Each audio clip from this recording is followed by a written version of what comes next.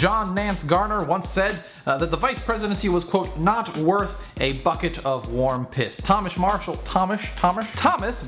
once told an anecdote that went something like this: once there were two brothers, one ran away to the sea, the other was elected vice president of the United States, and nothing was heard of either of them again. Those two men have two things in common. First of all, most of you probably haven't heard of either of them, and second of all, both served as vice president of the United States. Tomorrow night's VP debate may very well have about as much value as a warm bucket of piss, but selecting a running mate is one of the most important pre-election displays of judgment for any potential president. So understanding why Mitt and Barack chose Ryan and Biden is important when considering who we should cast our ballot for come November. Here's my analysis. Paul Ryan, he is most well known for his bold, some would say scary tax plan that just wants to cut all sorts of things. His selection was a probably accurate bet that come election day, America's #1 focus will still be on the economy, and coupled with an attempt to win over the Tea Party base of the Republican Party. The Tea Party, they put up with Romney, but they love Paul Ryan. Also, Paul Ryan looks like he's 15 years old.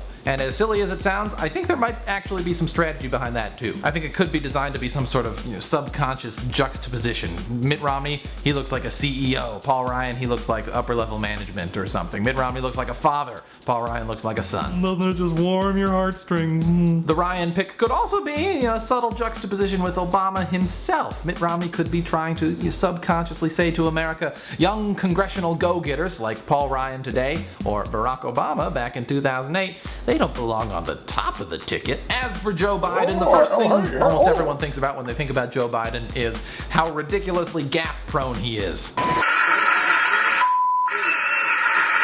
Thank you, Terry, and thank you, Dr. Pepper, and thank you, Chancellor, or Dr. Paper.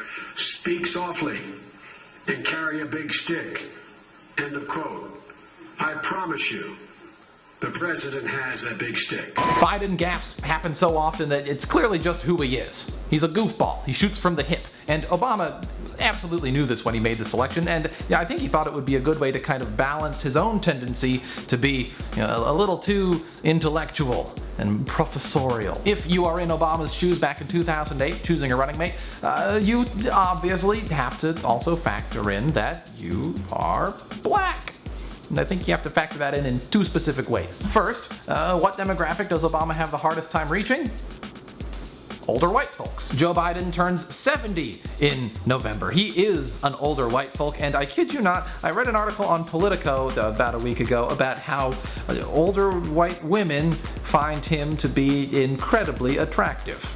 Link below. The other specific factor that Obama had to be considering when making his selection was, as a potential president, and particularly as the potential first black president, what if I get killed? Now, this is not just a question of who would be ready to lead. I mean, I think that Joe Biden absolutely would be ready to lead, but it's also a question of who would be ready to lead a mourning nation. And that's something that Joe Biden is tragically uniquely qualified for. I don't want to dwell on this too much, but back in 1972, just a month after he was elected to the Senate, Joe Biden's wife and 1-year-old daughter were killed in a car accident that also critically injured his 2 sons. So, Joe Biden for the next few years was a single father, juggling his senatorial duties with raising a mourning family. He's been there. There's a link to his Wikipedia article below if you want to know more. And God forbid we ever find ourselves in a situation where Joe Biden is drawing off of that experience to lead a mourning nation. But if we ever do, he is the best person for that job. And on that uplifting note, I'm going to wrap this up. Let me know what you made of my analysis in the comments below. Feel free to ask any questions about this or anything else as a video response. And as always, PDBAZ.